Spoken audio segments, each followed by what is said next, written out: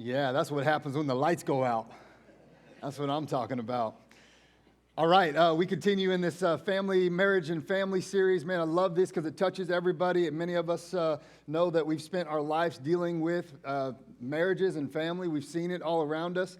And so this is the best place to talk about it. Man, I hope we figured that out. Whether it's this home church for you, whether it's another home church at some point, the church is the place to talk about marriage, to talk about the life of the marriage and the families that we deal with. Last week, we got into that, so I pray that you would go back and take a look. Ephesians 5:31, just in 32, says this. Of course, a man leaves his father and mother. We've heard this. We've seen it at a ceremony when the pastor has said this. A man leaves a father and mother and is joined to his wife, and the two are united into one. And we've all said, yes, it's beautiful, right? Verse 32 says, but this is a great mystery, how all of this works. This is a great mystery how all this works. And some of you know this because you've been in this, right? Some of you are living in it right now. That you're like, man, this marriage stuff, man, this is a great mystery. How are we even going to do some of this? Some of you on your second night being married. Second night being married. Figure it out. This is a mystery.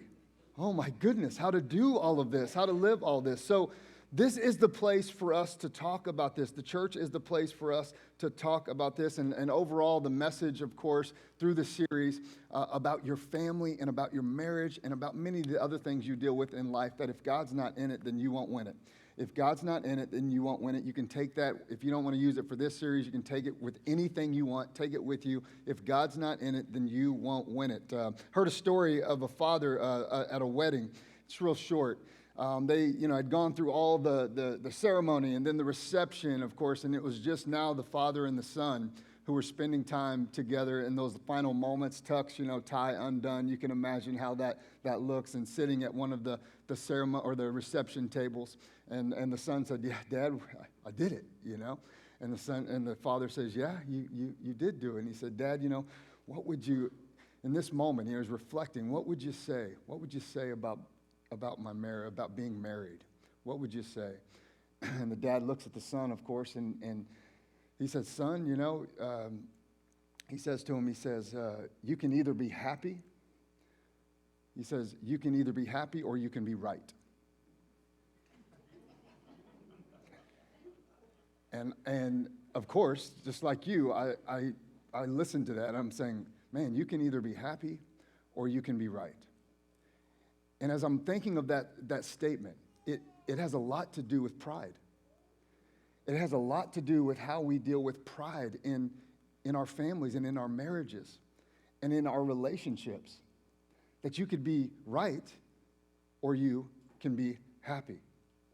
And it's a statement about pride. And the Bible, listen, the Bible's laced with stories. This is why the Bible's so amazing. And Mark was saying this, that the Bible's laced with like cautionary tales of us like seeing stories, seeing like history unfold in front of us, where pride has ruined countries and nations, and pride has ruined people and families, and pride has ruined the greatest of kingdoms.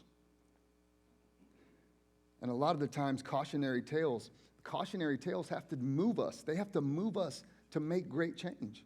And some of us maybe just little change. For some of us, just when we see or hear stories that are maybe close to home, like we need to say, man, do I need to make a change? So now hear me today, okay? When we say how to always be right, all right, this is not a good thing. All right, if you're like, whoa, I found myself in the perfect seminar today. How can I always be right? I can't wait to take this to work tomorrow.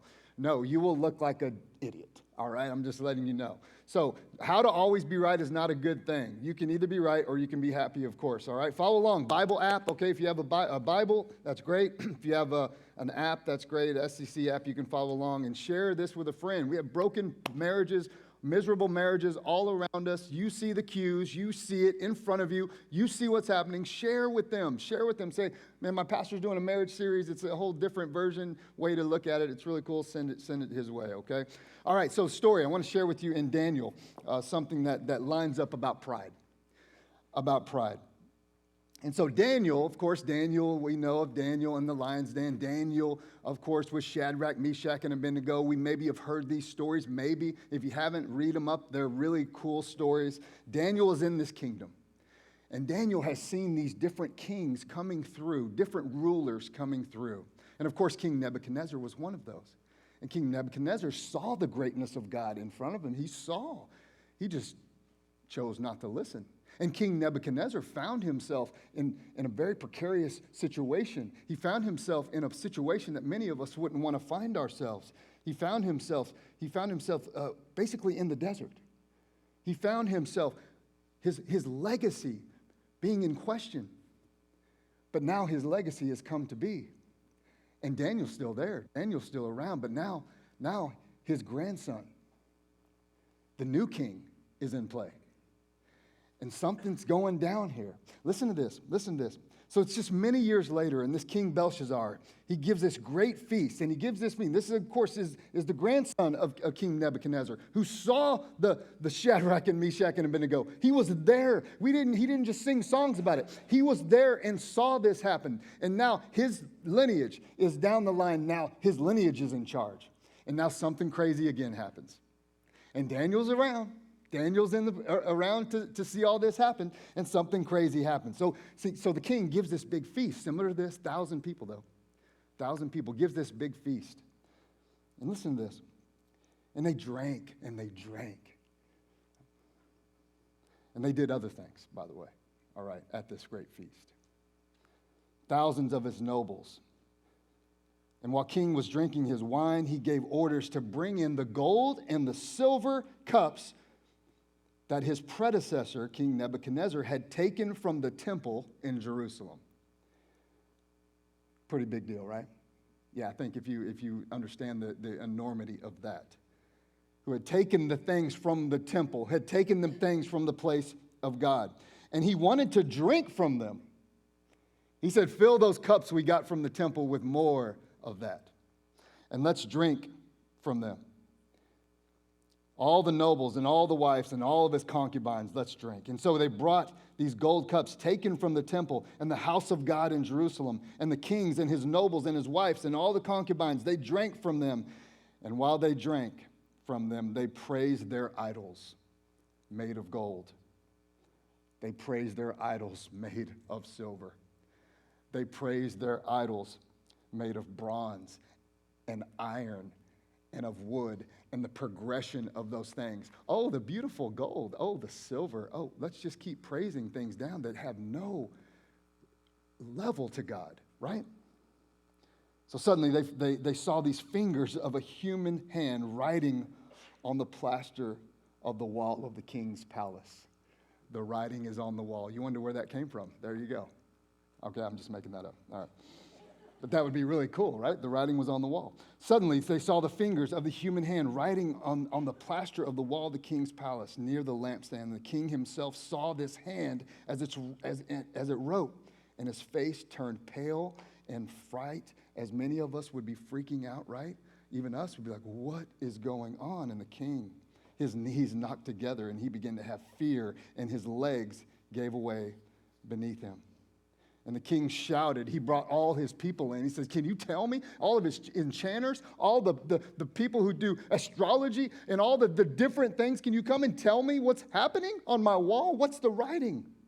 What's happening? And all the wise men of Babylon come in and see this. And then the queen, nobody could tell him. They said, I don't know what that is. Or maybe they could, but they didn't want to tell him the truth. Some of that goes on too. Sometimes we have people around us that know, but they don't want to tell us. And he had people, his wise men, around him to tell him. And he said, who can read this? And then the queen mother basically says, well, I think we got somebody. Because he's done it before for the other kings. Let's bring in Daniel. Let's bring in Daniel and see what's going on here. So we pick up in verse 17. It's important.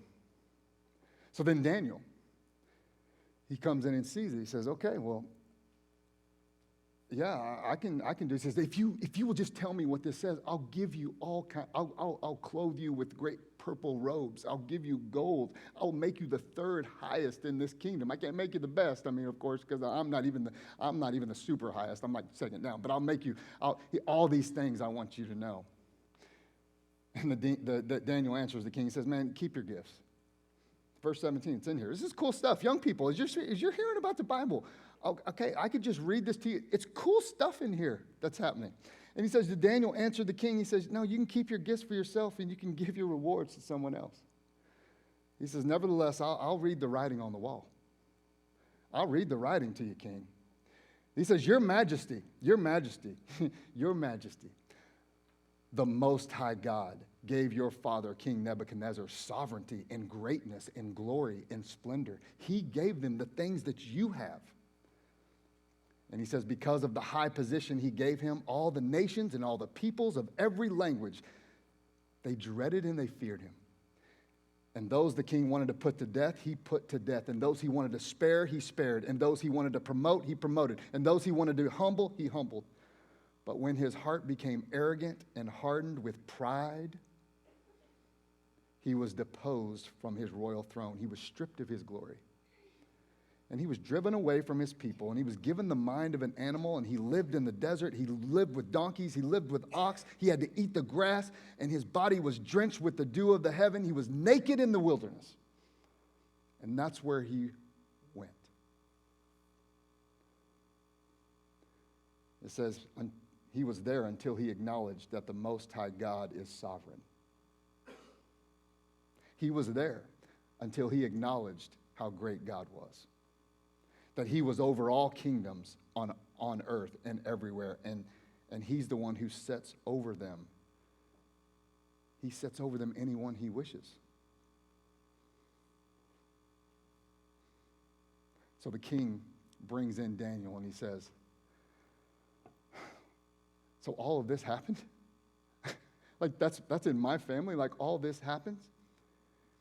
And when we deal with pride, when we want to always be right, you know what we lack? We lack a historical perspective. We lack the willingness to look back on our own families, to look back on our past. Well, there's this quote from Jeffrey R. Holland, just a dude wrote a cool book, Created the Greater Things. He says, this is one of the worst things. The past is to be learned from, not to be lived in. The past is to be learned from, not just lived in. So this morning, many of us, just like this king, we deal with lineage temptation is what we deal with. We can be this way, that we look back on our family's past, and we have temptation to follow that. And I want us to talk about it. I want us to talk about how we deal with that. Okay? Some of you are like, well, okay, well, that's heavy. Well, we're starting with heavy, all right? So at your tables, if it's your first time, especially if you're coming in kind of new and you're like, what are they doing in this weird church? Why are there round tables? We're having a banquet. That's what we're doing. We're having a banquet, and I saw some of you look up here, and because that's exactly what you said. What are they doing? So what we do is we just want to talk about it. We want to talk, instead of just me talking, how about you guys talk a little bit about what's happening? And that's why we do what we call these table questions, okay? Here's the first one. Discuss the real temptations. Okay? Discuss the real temptations we deal with to repeat the sins of the fathers. Discuss the real temptations we deal with to repeat the sins of the fathers. If you're sitting at a table with your father, then that might be fun. All right? Go for it.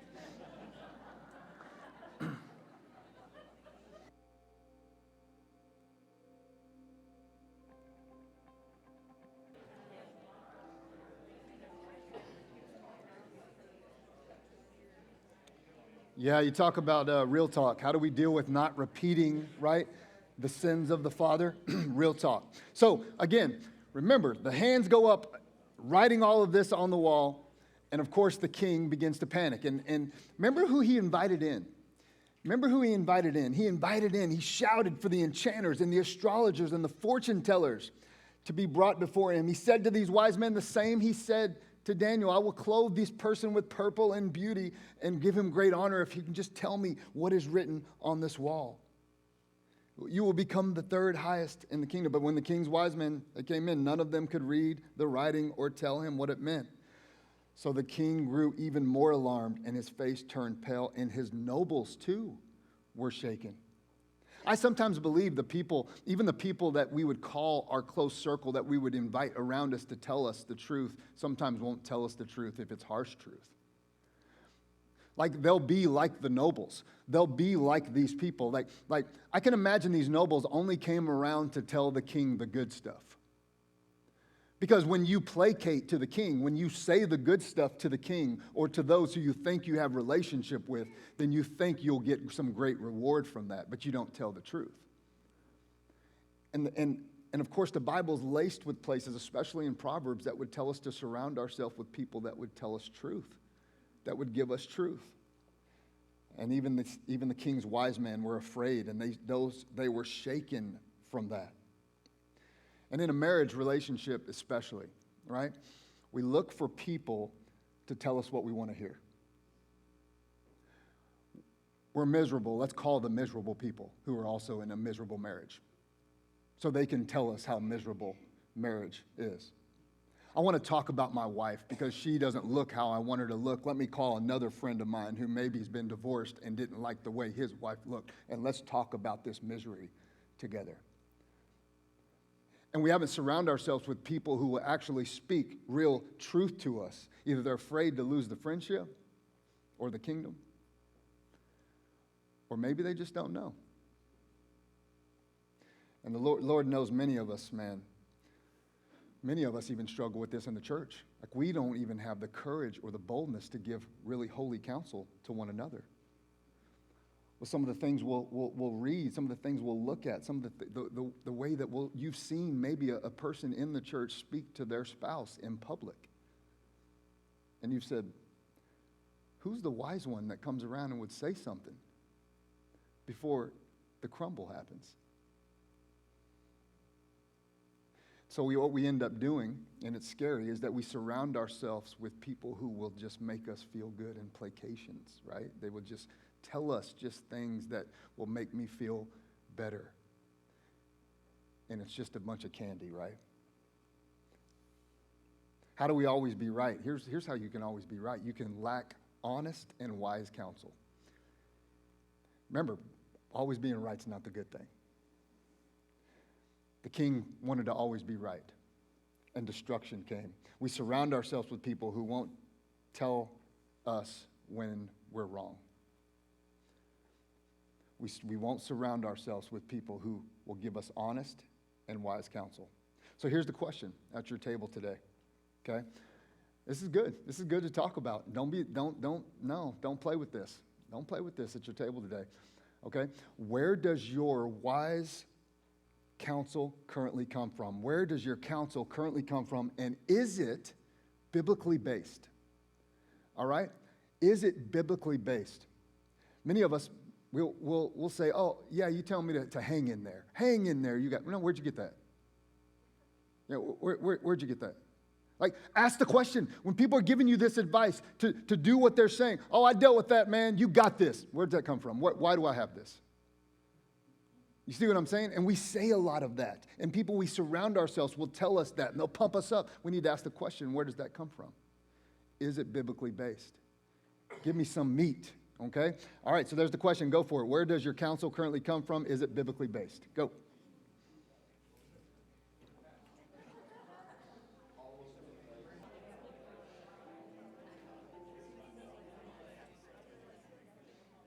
All right, man, so look what happens.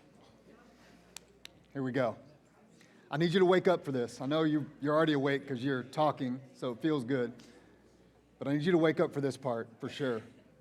Look what happens. Daniel says, he says, okay, well, I have a message for you then from the Lord Almighty. And he says to him, mene, tekel, person, or Perez. Can you imagine the king's face? Like, what? It's in Arabic? Matter of fact, I can understand what the words maybe mean, but how do they all even come together? Like, what does that even look like? Sometimes the counsel we're given, for some of us that don't know the word, Doesn't make sense.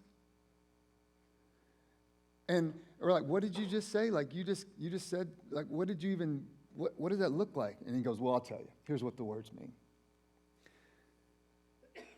And he says, Mene, God has numbered the days of your reign, and he's brought it to an end. Not the news that I wanted.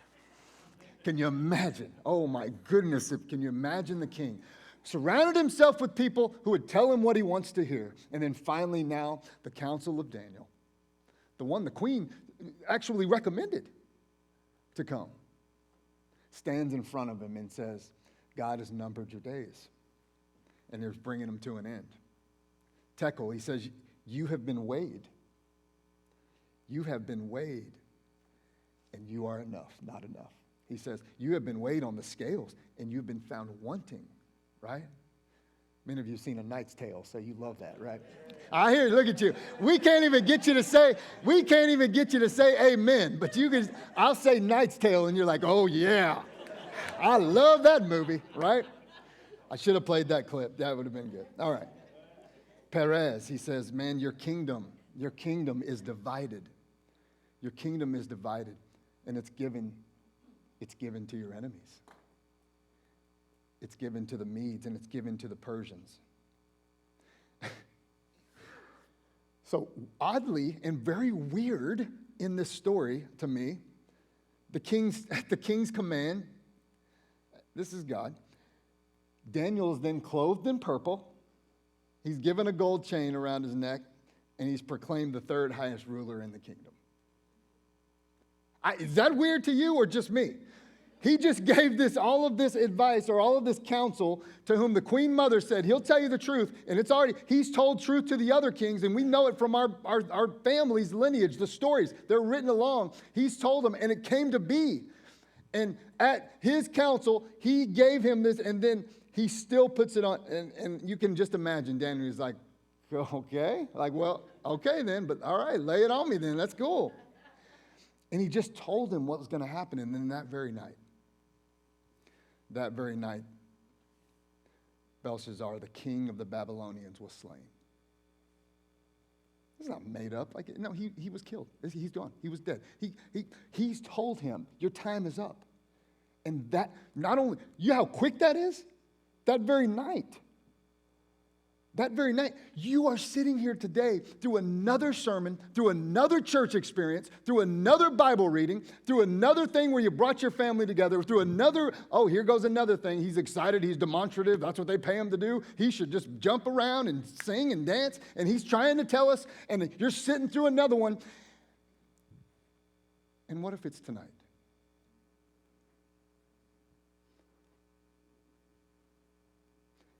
Listen, I love the grace of God. We sing about it. I was watching, I was singing, Lo, Lord, you give me, hands are up, the grace, I love it, happy, love, all of that. But this scares me to death, people. And because of my pride, it could be. Who's going to take over my household? Because think about who's going to be tucking my boys in tomorrow night because of my pride. Who's over my kingdom because of my pride? Worse, and you don't even know how worse in here. Who's going to be laying in bed with my wife?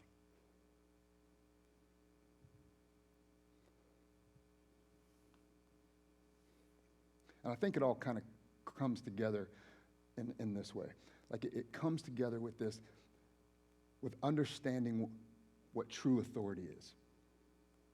Like understanding, like King Nebuchadnezzar and King Belshazzar, they did not understand true authority. They had such great pride that they didn't understand true authority. And if you want to fall because of your pride, if that's what you are looking into, then it's going to be this. It's the lack of a true authority figure. Like you have somehow put yourself in the place where you don't have to listen to anybody else because you run the big business or you're in charge of this in your kingdom and you don't have to listen. You've gotten yourself into this position. You moved yourself in this position that you don't have to listen to anyone else. And if you want to fall, then it's lacking a true authority figure. And we got to be able to identify this in our marriages. We got to be able to identify this in our families, okay? So last question, here we go. In what ways does God still humble the proud? Go for it.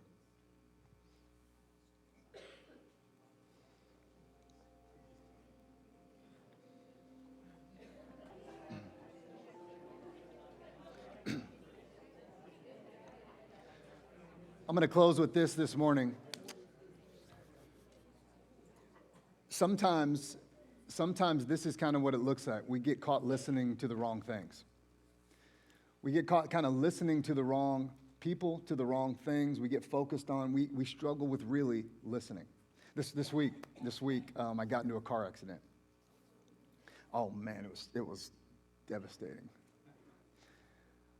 I was sitting at a red light, and I was looking down at my phone, returning a text to somebody. And I listened to you people, my goodness. You're so judgmental. But I need accountability. So I'm looking down at my phone, and I sometimes, of course, now I just get lost in this. And if those who are judging me, it's probably your text, by the way. And I'm looking down on it, and I don't know what happened, but I just decided to just start going ahead. Yes, okay. Sound like my wife. And I just rammed this guy in front of me and hit him. And I don't get in car wreck. I haven't gotten in a car wreck my whole adult life. So it was a car wreck. It was just a whatever you call it. And we both, of course, boom, and it burned the top of my head on the top of Christy's car up there. It has some weird material, and it was like zinc and hit my head. And now, every time I look in the mirror, for those with hair, you are such jerks today. Because I know what you're thinking. If he had hair, it wouldn't happen, right? Eric, you and me hang together. All right, so I'm reminded every time I look in the mirror, a couple things, of course. Why was I looking down at my phone? Why am I doing this so much? And why is my focus off of? And then in this, of course, while we're talking about this, it's I'm listening to the wrong things. Like I wasn't in that moment focused on the right thing. And not that whoever was texting me wasn't important and all of that, but the focus should have been ahead. The focus should have been what was ahead. And then, of course, we can go into the dangers of texting and driving and the stoplight. I'm going to stop at a stoplight and return all my text. I stopped at the stoplight and returned my text, and my focus was off because I lost sight. I would say this today. Here's a big take home. Okay, James 4:10 says this: when it comes to listening, humble yourselves before the Lord, and He will lift you up. Okay? Humble yourselves before the Lord, and He will lift you up. So here's a key to all of this. And I'm reminded as I look in the mirror, as I'm talking about this to you, is to listen. Is to really listen. See, if you truly think about this, like, we are drawn in love to those who listen to us. You know this because you do this almost. It's innate within you to listen to your child. But here's what culture would say. You don't have to listen to anybody that has a status that's lower than you. Is this true? I mean, we see it everywhere. Only the people with high status that sit on the talk shows and they have, you talk, I'll listen, you talk, I'll listen. Let's post, you talk, we'll listen to you, because you have status. You have great status.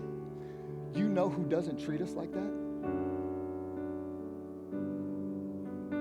The one with the greatest status. And He listens. I wonder if we're like that. Like in our relationships, in our marriage. Like my wife will be on me when I'm not listening.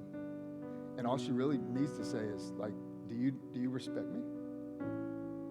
Like, do you respect me?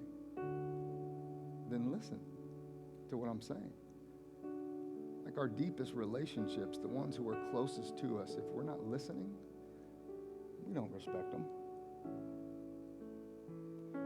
Something weird about the child, though.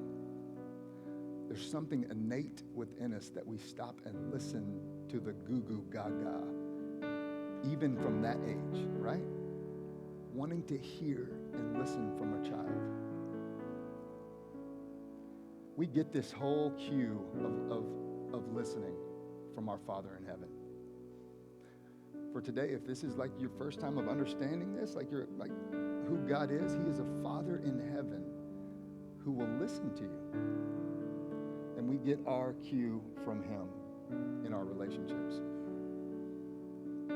That hit me like hard this week. That hit me hard. Like, man, I'll listen to my kids when they're talking. Do I listen to my wife this way? Do I listen to others in my circle to whom I respect and want to have relationship with? Do I actually listen? This morning, I would say, as we close, that's the challenge for us today, is to say, I think I need to drop my pride and I need to listen better. I need to stop walking around like I own the place all the time with my arms crossed. I'm cool. And say, who can I listen to today? If it starts with God, then that's where it should start. And we hear Him. In a moment, we're going to close with a song, and I think it's just a moment for all of us to reflect and say, okay, I'm going to stop in this moment, drop my pride, and listen to you, God. What would you speak to me today through these lyrics, through the voices of your people? And then as you leave today and you get into your cars, or you go to lunch or whatever you do, you're going to be challenged to say, who are the people I need to be listening to better? How do I drop my pride today and listen better? Let's all stand this morning.